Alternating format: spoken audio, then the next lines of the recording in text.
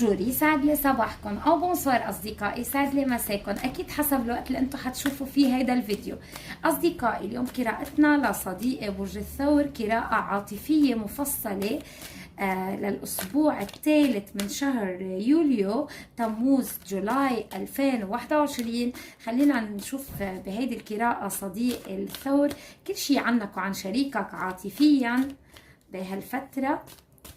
طيب هالقراءة صديق الثور حتكون مطابقة للثور الشمسي القمر الصاعد وفينوس، وتحية كتير كبيرة لكم أصدقائي المتجسسين على برج الثور، أكيد أنتم حتسمعوا القراءة بطريقة عكسية.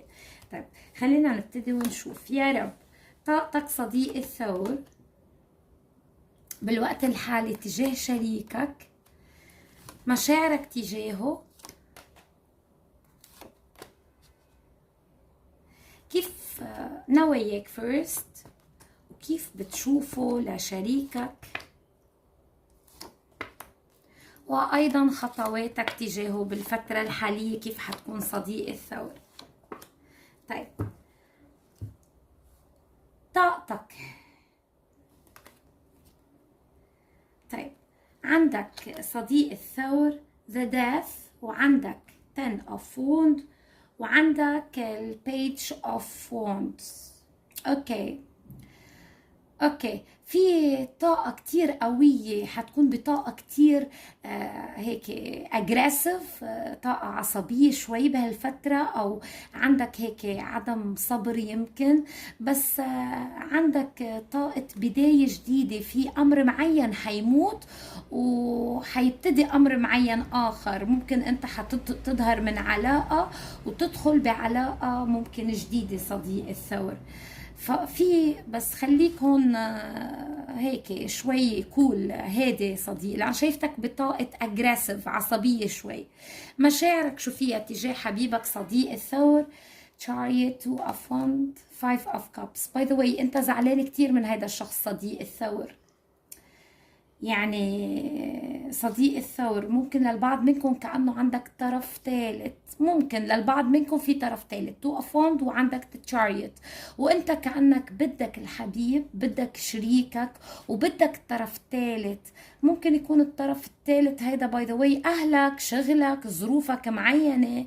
المهم انه انت بدك عندك هالامرين موجودين بالوقت الحالي، وانت مشاعرك فيها شوية حزن من الحبيب، زعلان منه بس بتحبه انت صديق الثور.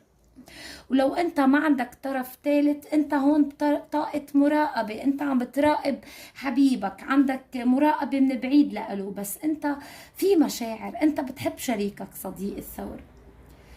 نواياك تجاهه شو فيها؟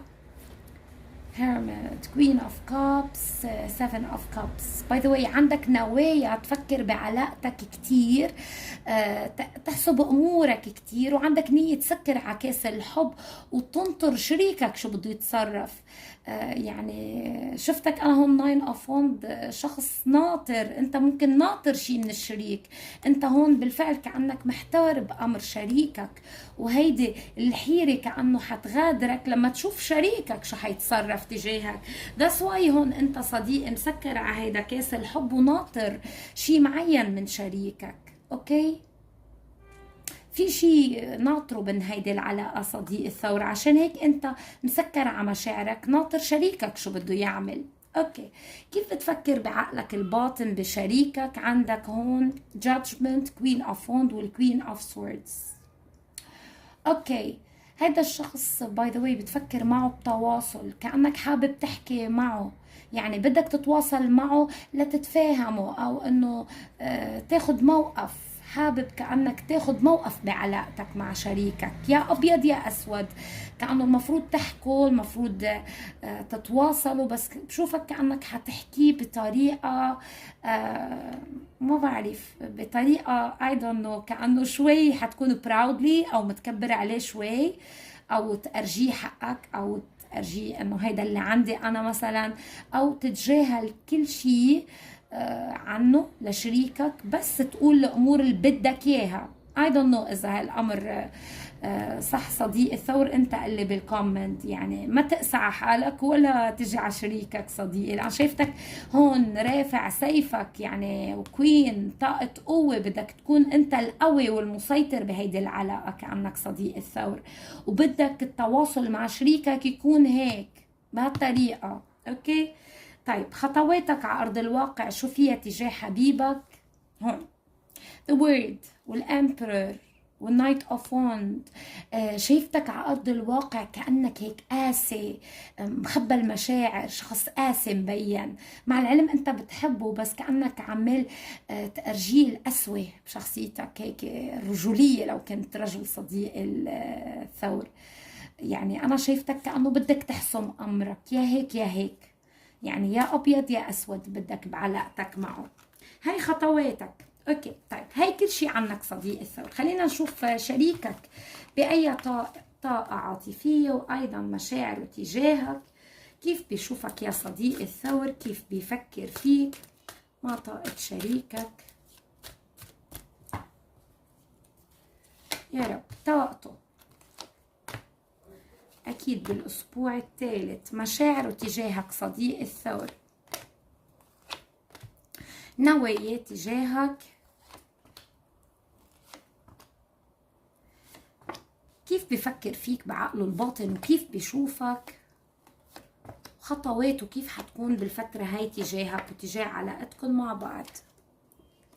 اوكي صديقي برج الثور، شريكك او حبيبك بأي طاقة ميك لوك هون عنده 5 of Pentacles و Temperance وال 4 of Swords. باي ذا واي شريكك زعلان كمان صديق الثور، بس ما بده يتركك. هذا الشخص كأنه ما بده يتركك بالرغم من الأمور اللي منا ملخبطة معه. I'm sorry. يعني شخص متعب كتير بس ما بده يتركك صديقي، بالرغم من المشاكل اللي هو فيها، even لو مشاكل بعلاقتكم او مشاكل بحياته in general. هذا الشخص ما بده يتركك، بده يبقى معك، بده الحياة ترجع يعني المي ترجع لمجاريها بينك وبينه. هذا الشخص عم بيحاول يوصل لتوازن وحل صديقي، وعم بفكر كتير بعلاقته فيك. طب مشاعره تجاهك شو فيها؟ very nice by the way. 10 of cups، يعني هذا الشخص بده زواج معك، بده استقرار، بده عيلة، بس كأنه هون كأنه بده يقلك عم بقدم لك اللي أنا باستطاعتي، وكأنه هيدا اللي عم بقدمه صديق الثور منه اللي بيرضيك، بس كأنه هيدا الشخص هيدا اللي بيقدر يقدم لك إياه. هيدا الشخص بده يقلك أنا بحبك، بتمسك فيك، يعني هيدا شخص التمسك، بس بطاقة الحب كأنه ما قادر يقدم لك غير هيك. يعني ممكن هيدا الشخص كأنه بده يتصرف اللي بده اياه، بس هيدا الشخص هالقد استطاعته، هيدا حبيبك بده يعطيك اللي بيقدر عليه، يعني لو قادر يعطيك اكتر كان قدم لك صديق الثور. اوكي طيب هيدا الشخص بده يقدم لك كل الخير اللي بيقدر عليه صديقي، يعني بحبك كتير ولو قادر يقدم لك اكتر قدم صديقي. طيب نواياه تجاهك شو عنده؟ King of Cups، واو، وال Knight of Cups. هيدا الشخص لو ما متزوجين بده زواج معك صديقي، ولو انتم متزوجين وصار في خلاف بده صلح معك. يعني هذا الشخص بكل الحالات صديق الثور بده يكون معك لانه تعبان كتير من دونك. يعني هذا الشخص كأنه عم بيحاول يقدم لك اللي بيقدر عليه، بس بيحبك كتير، عنده نوايا يقدم لك اللي بيقدر عليك، بده يقدم لك اللي بيرضيك. اوكي كيف بفكر فيك بعقله الباطن؟ Wheel of Fortune، 7 of Pentacles، 3 of Pentacles. باي ذا واي هذا الشخص كأنه بده يحاول يحكي مع حدا ليصلح العلاقة بيناتكم، حدا من أصدقائه، حدا كبير بالسن بعائلته. يعني بعقله الباطن عنده حزن، بحس انه خزلان، كأنه خسرك او خايفان يخسرك، عم بيحاول يصلح كأنه العلاقة معك. طيب خطواته الفعلية كيف حتكون؟ واو 6 of cups والjustice والking of pentacles. by the way للمعظم منكم هون هيدا الشخص whatever كان نواياه إيجابية رائعة، بده استقرار معك، بده ترسيم، بده مشاعر وحب تتقدم، وبده رجوع وتوازن بهيدي العلاقة، بده اياك صديقي الثور بكل الاحتمالات وبكل الحالات. اوكي طيب هيدي everything about him، كل شيء عنه صديق الثور.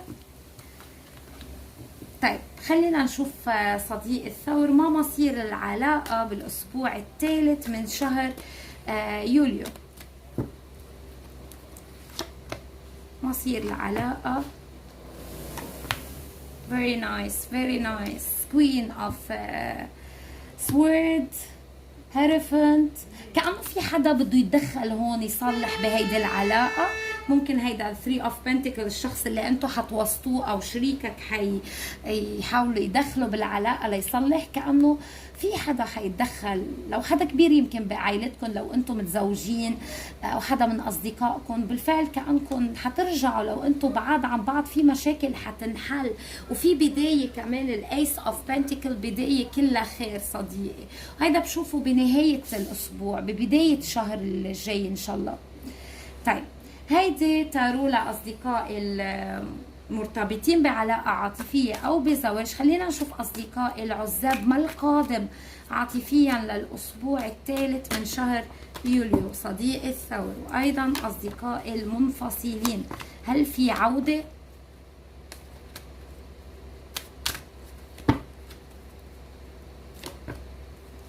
أوكي أصدقائي السنجل، ما القادم عاطفيا بحياتك لهالفترة صديق الثور؟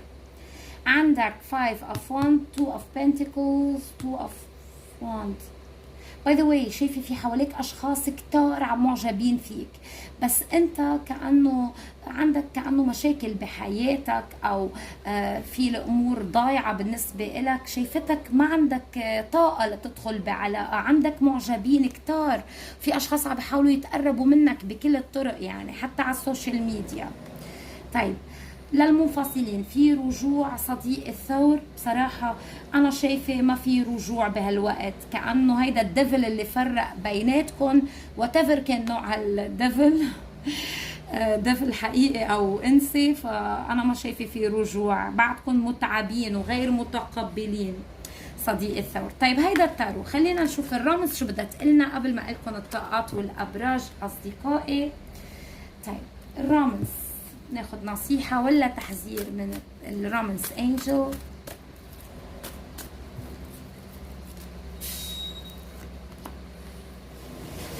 No need to worry, ask your angel. ما بحاجة للقلق، واسأل ملايكتك صديقي. هون بيقول لك ask your angel، اسأل ملايكتك، استفتي قلبك. وأيضا meditation bring answers، تشافي، حاول إنك تتشافى، تطرد هالطاقات السلبية اللي عندك صديقي. أنا بشوفها أكتر شيء لأصدقائي المنفصلين اللي بعده في الديفل بيناتهم، وأيضا هون ما بحاجة للقلق.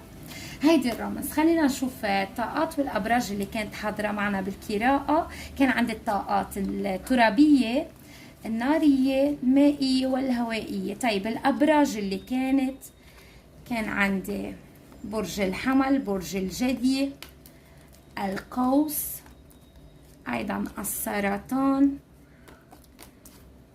الثور، الميزان، ويل اوف فورشن. بقدر أعد كل الأبراج، وأيضا العقرب، السرطان، الثور، الحمل، the word، كل الأبراج، العذراء، الأسد، الجدي I told you، السرطان، الجوزاء، العذراء مرة أخرى، والحوت. هيدي الأبراج. كل الحب بتمنى لكم أصدقائي برج الثور، بحبكم كتير. حبيتوا القراءة بليز ما تنسوا تعملوا لايك للفيديو، كمان شير.